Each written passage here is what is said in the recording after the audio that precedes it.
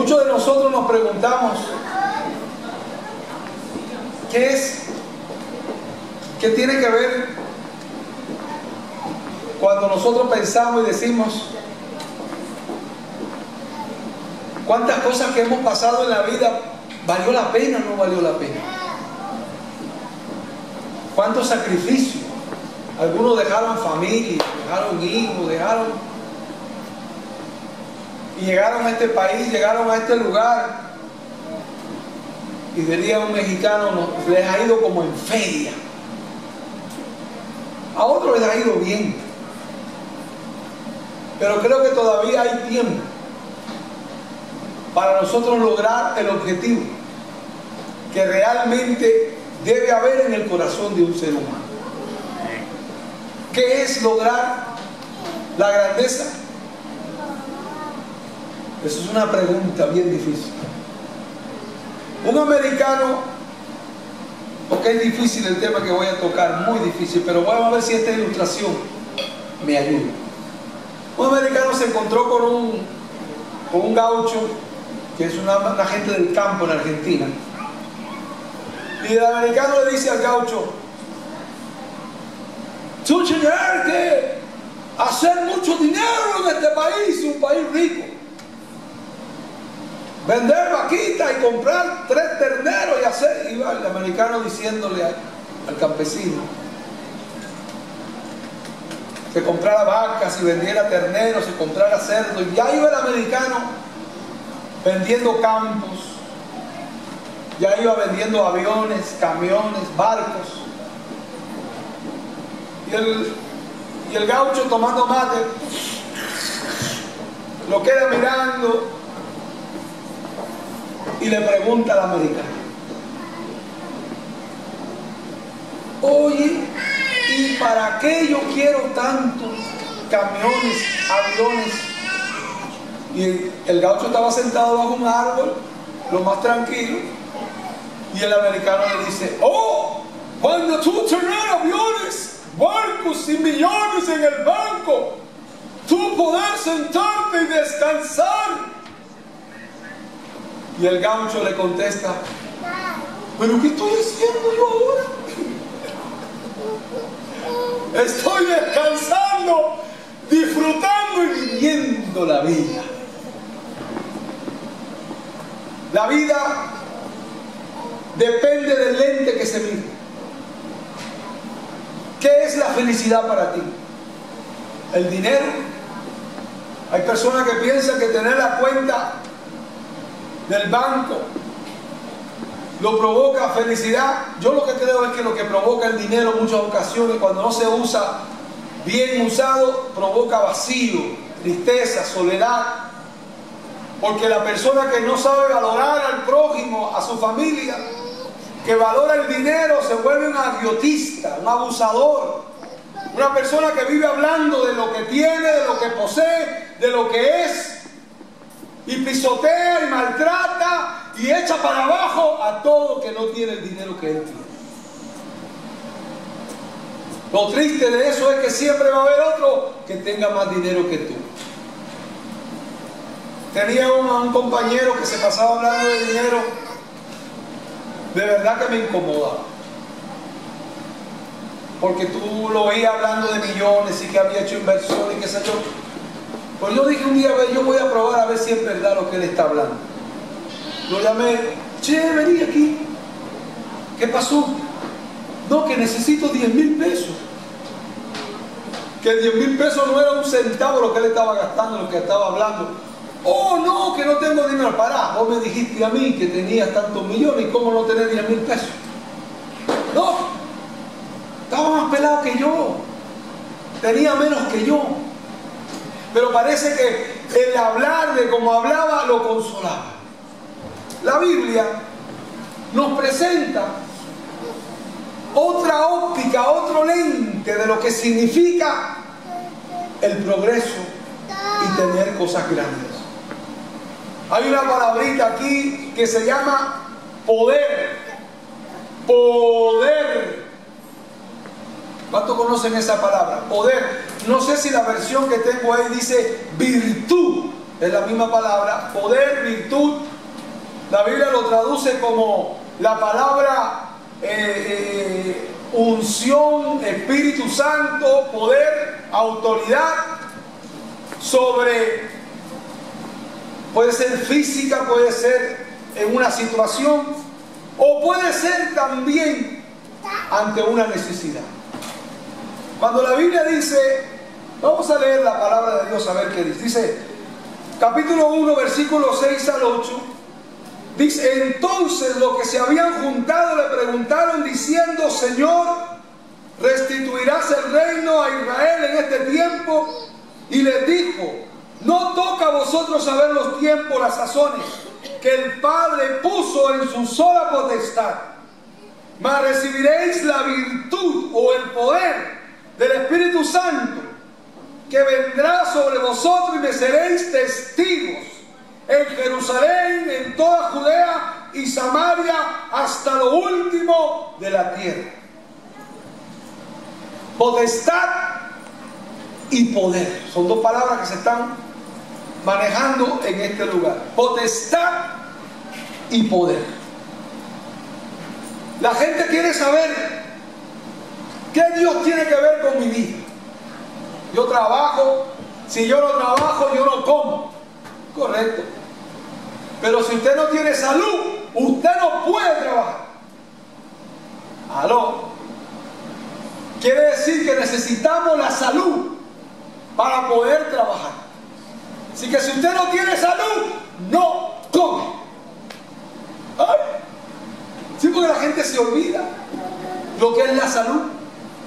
Ya cuando usted entre a la edad que yo tengo, ya yo tengo 40 y tantos, y tantos.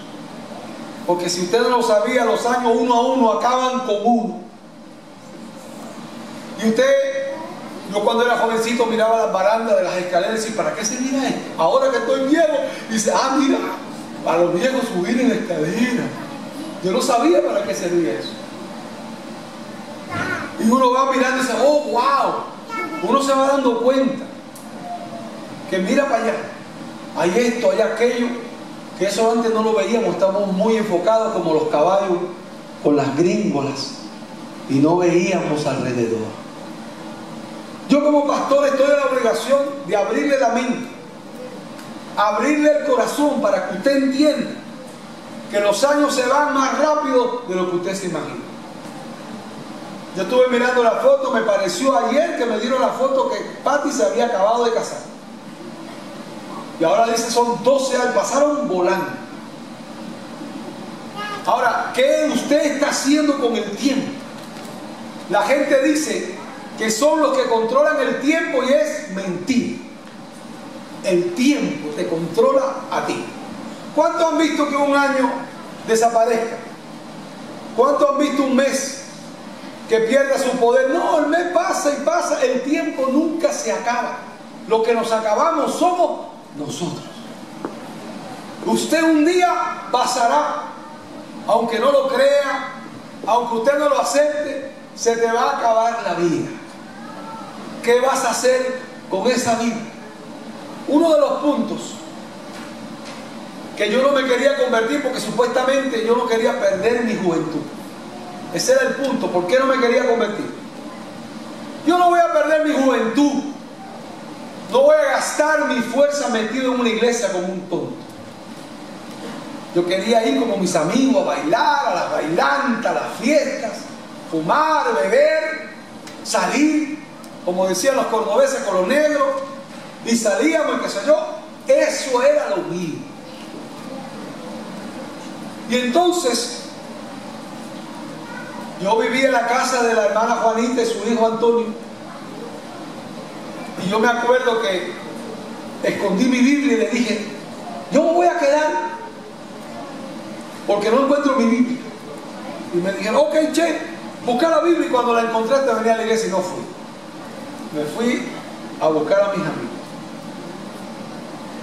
Y empecé a buscar eso de pretexto. Hasta que un día la hermana se dio cuenta y me dijo, no te preocupes, yo te voy a dar una Biblia y vente conmigo. Ahí fue que yo le dije, no, yo no quiero ir a la iglesia. Me dijo, pero No puede ser, Martín, si vos vivís en mi casa, vos vas a la iglesia. No, que aquí, que allá, y me le paré al frente. Juanita me metió una bofetada en la cara. ¡Toma! Porque yo estoy seguro que hay muchos de ustedes que necesitan una bofetada en la cara para que despierten. ¡Ah! Despierta, papo, despierta. Dios tiene un plan, un propósito para tu vida. Y la hermana me metió una bofetada y yo me atribulé. Agarré mis cosas y me fui de la casa. Fui a la universidad donde estudiaba y dormí ahí porque era interno. Pero una noche tuve un sueño. Supuestamente me desperté del sueño. Y en el sueño yo tenía como 80 años. No puede ser. Y empecé a mirarme la carne, empecé a verme el pelo blanco, las arrugas. Y dije, no, yo no puedo tener esta edad. Y una voz me habló y me dijo así: ¿qué hiciste con tu vida, Martín? Yo empecé a llorar, hermano.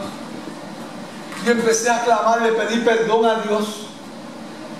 Y esa noche yo recuerdo que le dije: Señor, perdóname, pero yo sé que es tarde lo que yo te estoy pidiendo. Y resultó que aquella visión era un sueño. Y cuando desperté, tenía 17, 18 años otra vez. Y me convertí. Ahí empecé a entender a mis amigos que un viernes por la noche vos no estás bailando, vos sos loco, chico.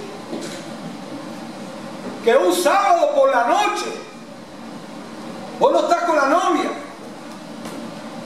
vos sos loco. Eso era lo que yo decía. Pero después empecé a sentir la convicción, la fortaleza de Dios en mi corazón, la potestad de Dios sobre la voluntad, el corazón y la mente del ser humano. Nuestros niños necesitan cosas grandes. Y usted sabe quién es el único que le puede dar cosas grandes a los niños. ¿Aló? ¿Ah? No, Señor. ¿Quiénes son los únicos que le pueden dar cosas grandes a los hijos? Los padres. Los padres son los únicos que lo pueden hacer. Porque los niños no viven con Dios. ¿Ah? ¿Aló? Los niños no están en el cielo. Los niños están en tu casa. Los niños te ven a ti y no ven a Dios. Los niños ven a tu mujer, a tu padre, a tu padre, a tu familia. Eso es lo que ven los niños. Y son los padres los únicos que pueden darle cosas grandes a sus hijos.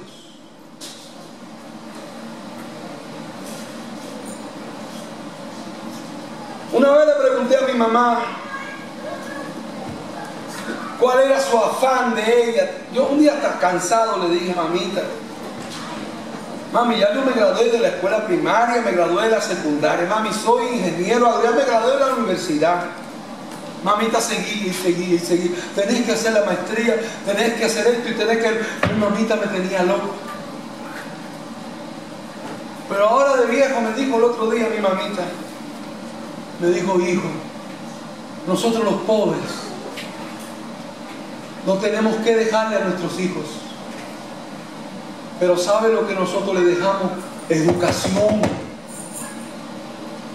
Educación para que nadie maltrate a mis hijos. Para que no los humillen, para que no los maltraten.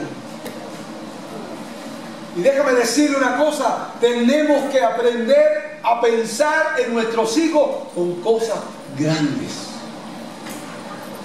Me apena, se lo estaba comentando a mi esposa. Ahora en abril que yo fui a Argentina, me puse a hablar con unos muchachitos, como dicen ellos, los pibes.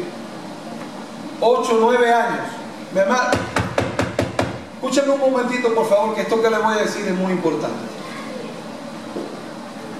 Charlando con el niño de 9 años, no solo había varios muchachitos de diferentes hermanos y de diferentes. Le pregunto a uno y le pregunto y le digo, gracias, hermano. Che, ¿qué querés hacer vos? El pibe se paró, me quedó mirando y me dice, no, cuando yo crezca voy a ser abogado. ¿Y para qué? ¿Vos querés ser un abogado?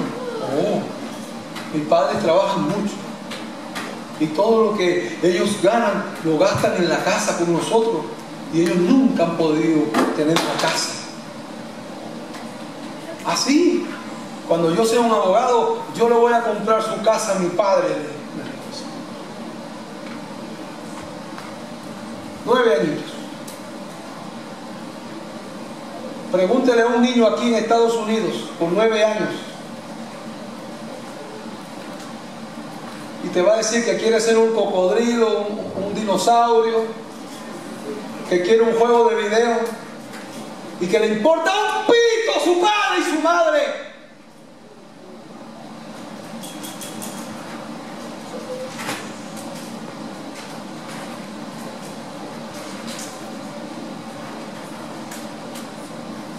Mi madre me enseñaba a mí cómo pagaba la renta. Yo vi sufrir a mi madre, yo la vi trabajando.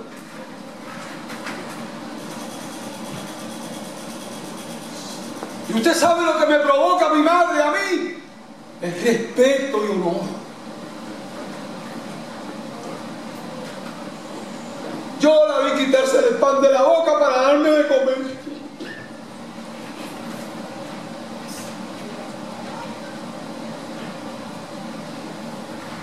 Enséñele a su hijo cuánto le cuesta, qué sacrificio que usted hace para que él honre su trabajo.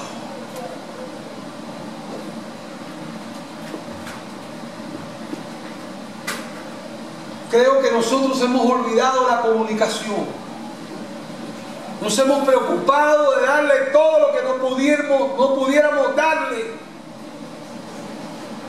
Y nos hemos olvidado de transferirle ese calor hispano, ese amor guatemalteco, salvadoreño, hispano que nos dieron nuestros padres a nosotros.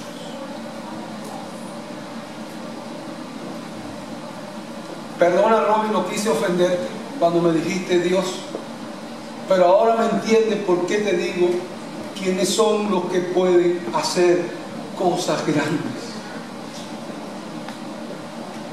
Los padres.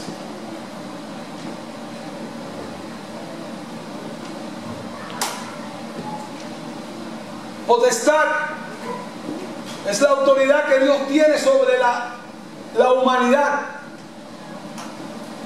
Dios tiene poder para cambiar tu destino. Dios tiene el poder para cambiar tu vida.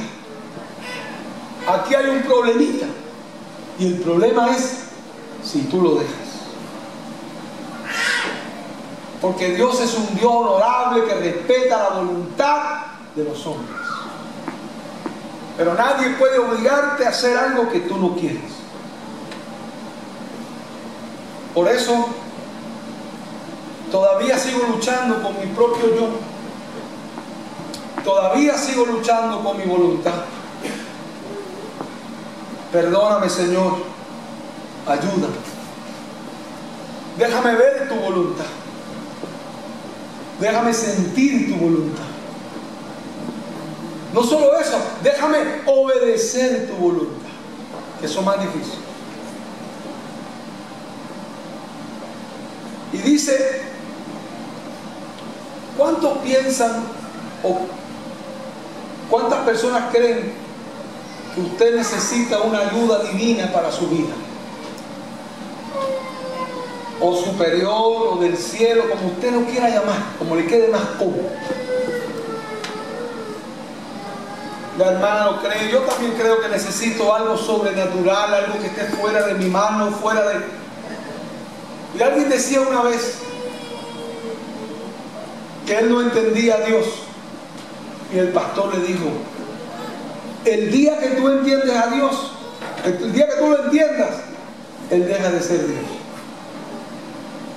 Él es Dios porque tú no lo entiendes, porque tú no sabes, porque tú no lo conoces, y Él es todopoderoso. El día que tú sepas todo lo que Él va a hacer y todo lo que... ya no es Dios, es otro más como tú. Por eso honro el nombre del Señor, exalto su nombre, porque Él le ha agraciado, le ha dado la misericordia de cambiar mi vida. Y aprenda a valorar lo que Dios le ha dado. Y aprenda a darle gracias a Dios por todo lo que tiene. Porque Él es el que te da la salud, Él es el que te da la fuerza, y Él es el que ha permitido que hoy abra los ojos. ¿Usted sabe cuánta gente amaneció hoy y no abrió los ojos? Que le dio un infarto, que se ahogó. Un amigo mío jugando fútbol, para todos esos deportistas y cracks que tengo yo aquí, todos esos futbolistas. Estábamos jugando fútbol y yo no sé qué pasó, pero él se tomó una soda helada y le dio una bronconeumonía fulminante y se murió parado al frente de la nevera. ¡Pah! Parece que hubo un choque entre el frío y el calor, y el pulmón no aguantó. La vida, nadie de nosotros la tiene controlada, solo Dios. Así que le aconsejo que arregle su vida con Él, para que venga esta palabra que dice, el versículo 8, recibiréis virtud o poder que vendrá sobre vosotros. Esa es una ayuda, un rescate que tenemos nosotros a través del Espíritu Santo, para que Dios nos guarde y nos proteja. Hoy es un día muy especial. No voy a extenderme demasiado, pero déjeme decir, yo quiero orar por usted. Si hay alguna persona que dice, yo quiero ese poder de lo alto, yo estoy dispuesto a orar por ti. Porque yo sé que ese poder no va a retrasar su llegada a tu vida. Si hay alguien que lo quiere, levante su mano y donde está, yo voy a orar por usted. Tranquilo, ahí hay uno, ahí hay dos, tres, cuatro. Yo voy a orar porque dice, recibiréis virtud, recibiréis poder. Y esa es la necesidad que usted tiene, para que las puertas se le abran, para que las cosas se arreglen. Y es el punto sobrenatural que Dios hace la diferencia en la vida del hombre. Oremos. Padre, te damos gracias, te glorificamos en esta preciosa hora. Yo te presento, Padre Celestial, la necesidad que hay en tu pueblo de una intervención divina, Señor, en la vida de ellos, sanando, obrando, abriendo puertas, finanzas, trabajo, dirección. Te presento los padres, Señor, que puedan llevar a sus hijos a cosas grandes, Señor. Gracias, Señor. Gracias, Señor. Te lo pedimos en el nombre glorioso de nuestro Señor Jesucristo. Amén, Señor.